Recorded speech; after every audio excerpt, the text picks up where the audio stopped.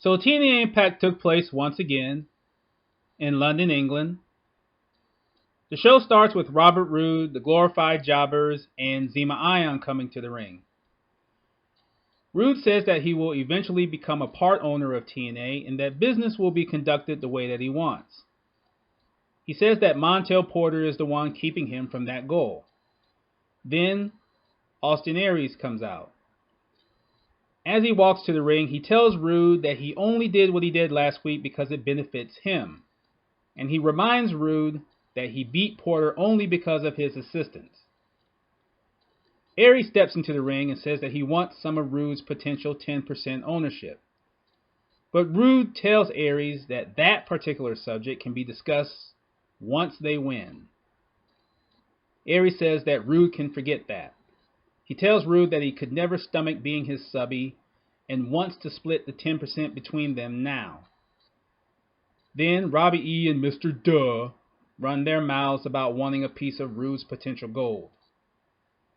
Roode shuts them all down, saying that he's the one that's in control and that nothing gets talked about until after the victory.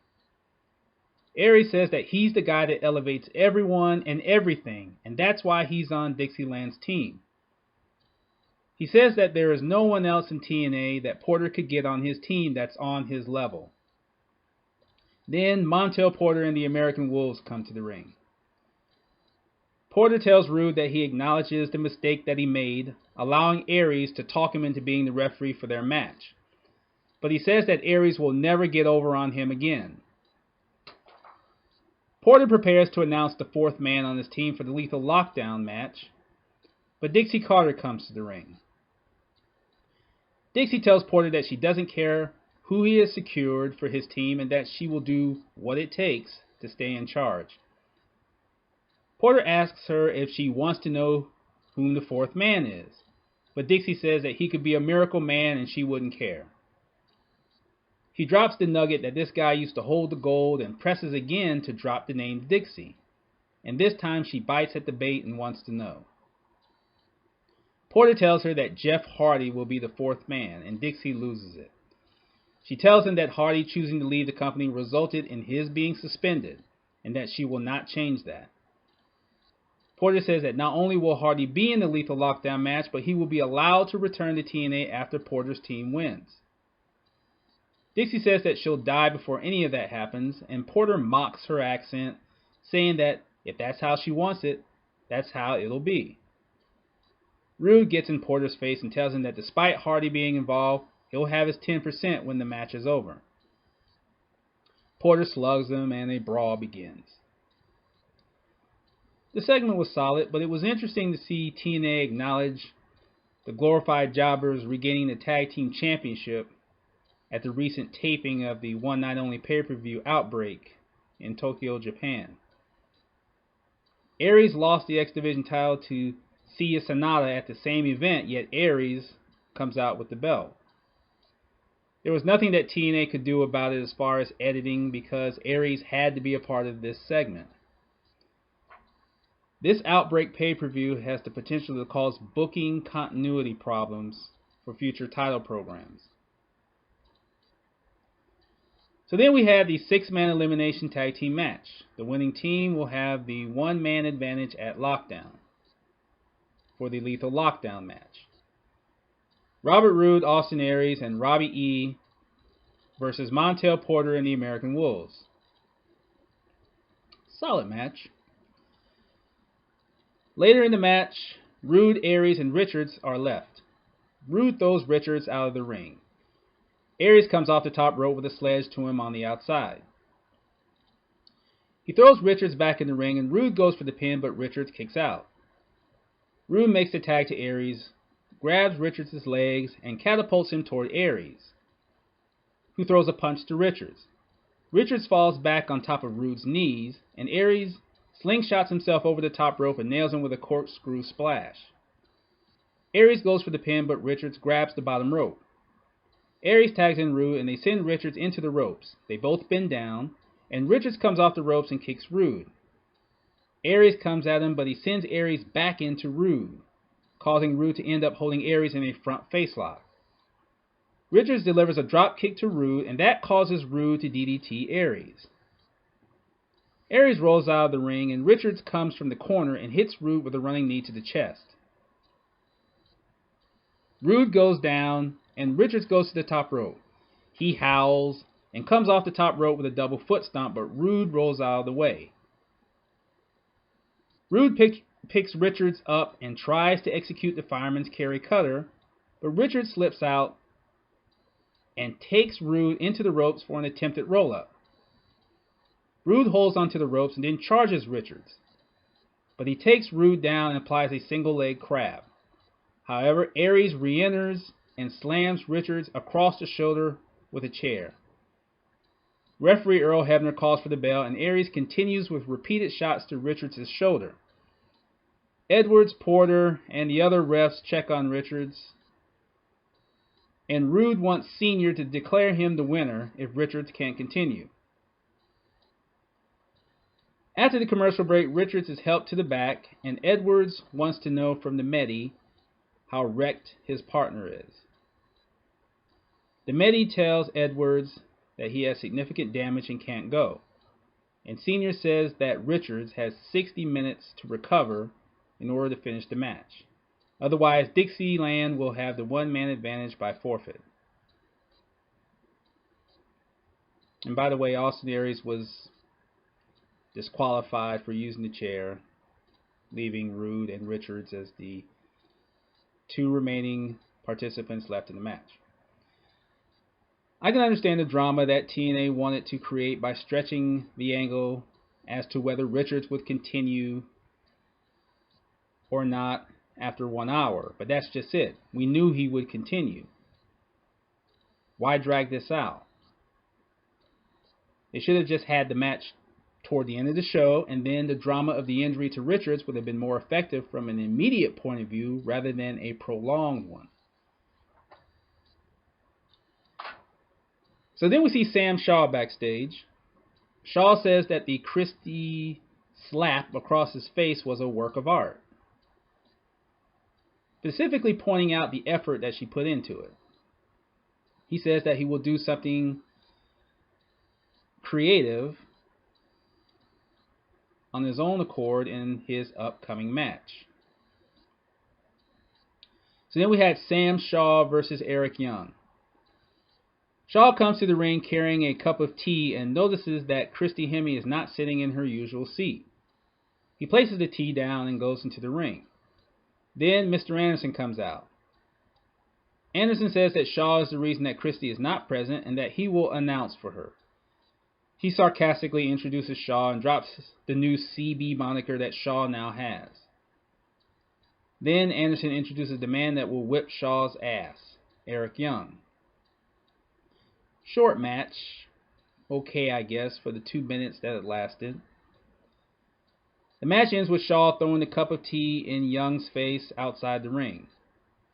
He grabs Young and throws him into Anderson. Shaw applies the standing arm triangle choke on Anderson and puts him down again. He gets down on top of Anderson and tells him that he is going to get his prize. And then we see Christy backstage watching on a monitor and wondering whether she's going to hide. Obviously, there was no relevance as far as the match itself because the match was basically part of the segment, which was okay. Shaw continues to make his character intriguing to watch, and yes, we will continue to watch the cat chase the mouse, but there has to be a conclusion to this eventually.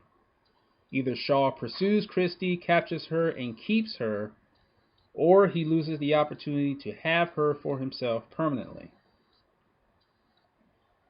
So then we see Montel Porter and Davey Richards backstage as the Medi still tends to Richards' shoulder. Richards says that he has to go to the hospital, but Porter tells him to grab some fortitude and chill as he leaves in order to try to improve the situation. So then we see Porter walking down the hallway looking for Austin Aries. He goes into one of the dressing rooms and finds him, but as Porter charges toward him, the dynamic duo of Al Snow and Simon Diamond hold him back. Aries tells Porter that there was nothing wrong with what he did, and Porter tells him that he is a person without character and leaves. You have no character. You really told him. So then we see Dixie Carter backstage. Ethan Carter III comes in and interrupts the beginning of Dixie's jawing. Ethan wants to know what he can do to make her happy, and she tells him to defeat Kurt Angle. Ethan implies that doing that won't be an issue because of Angle's injured knee, but he tells her that they can't let Montel Porter gain control of the wrestling side.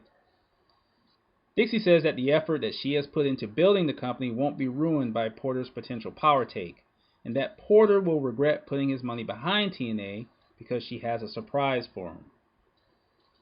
So this surprise that Dixie has for Porter will likely be revealed at Lockdown, but we still have Ethan trying to get her to notice what he's doing. Injuring Angle was not good enough for Dixie, and taking Angle out permanently at Lockdown still may not be good enough. But he knows that he has to do it so that he'll see how she'll react. So then we see Sam Shaw searching for Christy Hemme.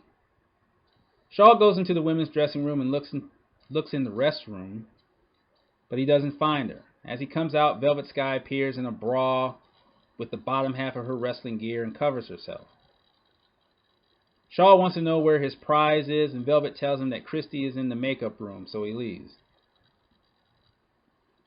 TNA could have made this the most talked about and the most rewatched segment on Impact in a long time if they had done this. Shaw comes into the dressing room and sees Velvet topless, with her back to him with nothing on but panties. She sees his reflection in a mirror and turns with her hands over her tits.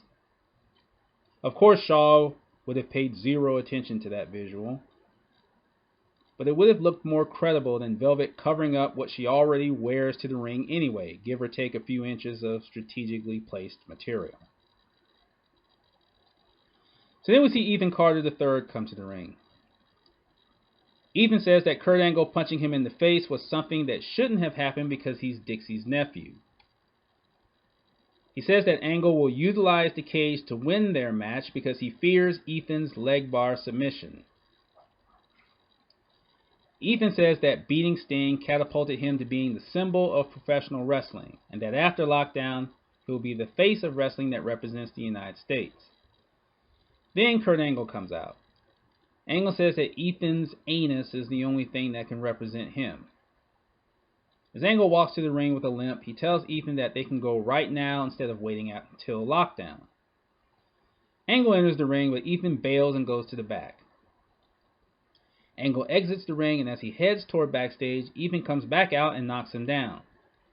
He goes after Angle's knee with repeated kicks and a clip from behind. Ethan tosses Angle into the ring and continuously brings his weight down on the knee. Then Ethan applies his leg bar submission to do more damage before the referees break it up. The news would eventually come out that Kurt Angle will not be able to wrestle Ethan at Lockdown because of the same MCL injury that has hampered him since these UK shows were taped in January. TNA went ahead and had Ethan go after Angle's knee in this segment so that they would have an out, just in case Angle would not be able to compete at Lockdown 2 months later. Ethan still needs that clean signature win, so it appears that he'll have to wait. So then we see Montel Porter and the American Wolves backstage. Porter puts him over as among the best in the world, and he specifically tells Richards to let the psych juice overcome his pain. Richards takes the ice pack off his shoulder and recalls a past conversation in which Porter told him that he has to either define himself or allow someone else to define him. Richards says that his shoulder may be wrecked, but he's still walking. So then we see a video segment featuring Kenny King, titled The King of the Night.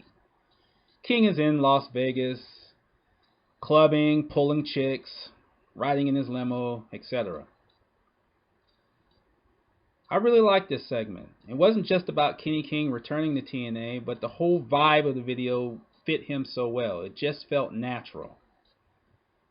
I have confidence that TNA is going to give King a better showcase than last time, because they certainly wouldn't waste the money and the time to do this video if the thinking was not along those lines.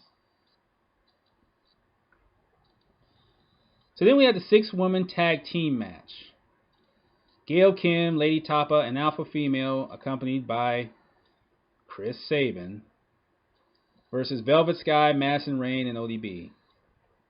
Okay match. The match ends with both Velvet Sky and Alpha Female being tagged in. Velvet attempts 2 clotheslines and an elbow with no effect. She kicks Alpha twice in the midsection, comes off the ropes, and executes a neck breaker. Velvet goes for the pin, but Gail makes the save. Madison spears Gail, and Gail rolls out of the ring. As Madison goes after her, ODB jumps on Tapa's back. Now Sabin has come into the ring. As Tapa dumps ODB over the top rope, Sabin moves toward Velvet with a chain. As Tapa leaves the ring and gets into it with Madison, Sabin pokes Velvet with his finger and berates her. She slaps him. He charges her, and she pulls down the top rope, sending him out of the ring. Alpha comes up behind her and applies the full Nelson, but Velvet slips out and kicks her in the head. Velvet gets up, kicks Alpha in the midsection, and delivers the in your face to get the pin. The winners of the match, Velvet Sky, Madison Rayne, and ODB. Alpha Female's TNA stint is over. Unless something drastically happens, she will go back to Japan and finish the 6 months that she has left on her contract there. After that, she can come back to TNA and get signed to the roster. The lasting image that we should have had of Alpha Female was her destroying someone, because it would have been a program to look forward to in the future. The lasting image of Alpha Female should not have been Velvet Sky giving her the in your face. Why would you make Alpha look ordinary like that by jobbing out to Velvet? On an unrelated note, there has been no build for the Madison Gale title match at Lockdown, but are we shocked by that? One last thing about Alpha Female. If she signs with TNA later in the year, don't have her associated with Sabin. And speaking of Sabin, 7 months ago, World Heavyweight Champion, now a character in the women's division. Fail Sabin. So then we see Sam Shaw approach Phone Guy backstage, and he asks him where the makeup room is located. Phone Guy points in that direction, and Shaw closes in on his prize. So then we see the 4th video promo featuring Willow. We got it. Next. So then we see Sam Shaw going into the makeup room, and he sees someone sitting with the back to Shaw, clearly wearing a wig and clearly not Christy Hemme. The person stands up and turns around, and it's Mr. Anderson. He greets Shaw in his high-pitched voice, removes the wig, and starts clobbering Shaw. Anderson puts lipstick on Shaw's face and continues his attack. He throws Shaw out of the room and up against the hallway wall. With Shaw laid out on the floor, Anderson tells him to stay away from Christy. Anderson leaves, and Shaw displays a sick smile as he looks forward to seeing Christy and Anderson at Lockdown. And he smells the wig next to him. The physical engagement was good, but the part before that wasn't. Why would Shaw even believe that was Christy when it was quite clear that it wasn't, with that big, white-ass, dark red wig? Anderson wearing the wig wasn't funny, but the attack after that was good. And Shaw smelling the wig at the end was an interesting touch. So then we see Gunner come to the ring. Gunner says that he lives by a set of rules that allows him to deal with the adversity that he comes up against. He says that his winning the world title shot briefcase caused James Storm to become someone other than the guy he thought he knew, and that led to Storm costing him the world title. Gunner says that Storm ran from their brawl last week and that at lockdown, being in the cage is going to allow him to recall his military days. After Gunner says that the cage is going to be their violent playground, Storm comes to the ring. On his way, Storm says that Gunner takes certain military talk too seriously to the point that he will always blame him for his main failure, and that's losing the opportunity to win the world title. He says that he's going to get that ass at lockdown, and Gunner responds by saying that he wants Storm to come and try to do that. He dares Storm to accept the stipulation of last man standing. Storm is in the ring now, and he says that he doesn't need to prove that he has balls because unlike Gunner, he became world champion. Storm says that Gunner should rely on his savior because he's going to get taken out. Storm puts a knee in Gunner's groin, and Gunner sinks. Storm waits, gets into his catcher position, and then delivers a super kick. Decent segment, but why hasn't there been any mentioning of the World Tag Team title shot briefcase?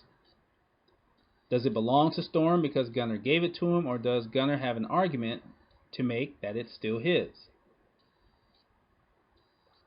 This program has been built entirely because of a briefcase, the World Title Shot briefcase that Gunner won in the Feast or Fired match. So despite what I have said about TNA making the value of these briefcases larger than they should be, in this case, the World Tag Team Title Shot briefcase is an issue that has to be decided in some way. So then we see Robert Roode and referee Brian Hebner backstage. Roode is all over Junior, stating that Davey Richards' 60-minute limit has expired. Roode wants to know where Senior is, and Junior tells him that he's with Richards. Roode decides to accompany Junior as he forces him down the hallway to check on the status of Richards. And then we see Richards getting his shoulder taped up by Montel Porter. So then we see Robert Roode in the ring. Roode repeats that Davey Richards has had his time to get ready, and if he can't go, he should be declared the winner of the match. Roode wants Junior to count to 10, and Junior gets to 8 when Richards comes to the ring after receiving last-second pepping by Montel Porter and Eddie Edwards. So we have the conclusion of the 6-man tag team elimination match. Robert Roode versus Davey Richards. The match ends with Richards shooting through the ropes and nailing Roode with a suicide dive. He tosses Roode back in the ring and goes to the top rope. Richards comes off, hits Roode with a missile drop kick and goes for the pin. However, Roode kicks out.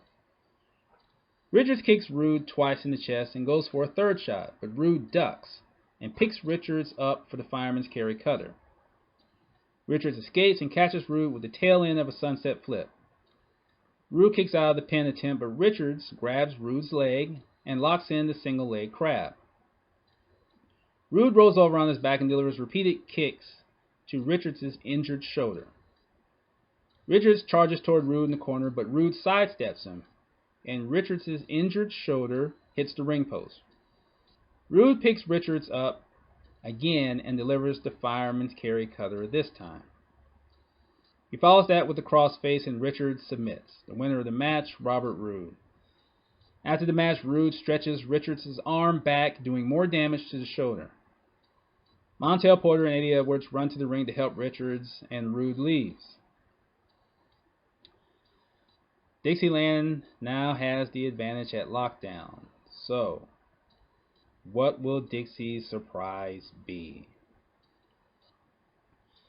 So then we see another video clip featuring Tigre Uno. And now there has been a change to the lockdown card. Instead of being in the 6-man tag team match, Tigre Uno will face Manic.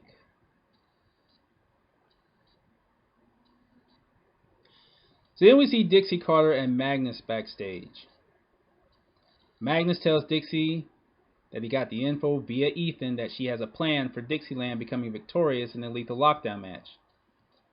Dixie acknowledges that fact and says that no one else but her was going to do it. Magnus wants to know what she's going to do to ensure that he retains the title. Dixie simply tells him to beat Samoa Joe.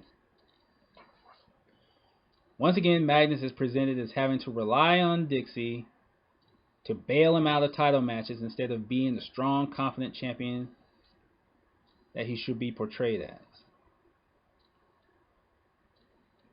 So then we see Samoa Joe come to the ring.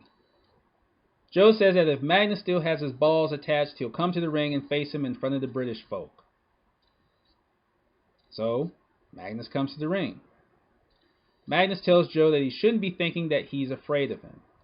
He recalls the time during last year's UK tour when he had finally made his mark and Joe was there for support, and when they were tag team champions in TNA and in Japan. Magnus says that the attention was on him during the Bound for Glory series and that Joe couldn't deal with it. He says that when he got the belt, Joe's envy got greener. Magnus says that Joe's natural state of being pissed off has limited him to just one title reign and that he can't control how he acts. He says that will be the advantage for him as he remains champion. Joe says that Magnus is on the mark about his anger and that he wants his opponent to suffer. He says that's who he is. And that's why he'll become the new champion, adding that Magnus will be fortunate if he leaves the cage upright. Magnus headbutts Joe in the face and goes at him in the corner with blows and kicks. Joe reverses the position and punches away. He locks the rear naked choke on Magnus on the mat. Show ends.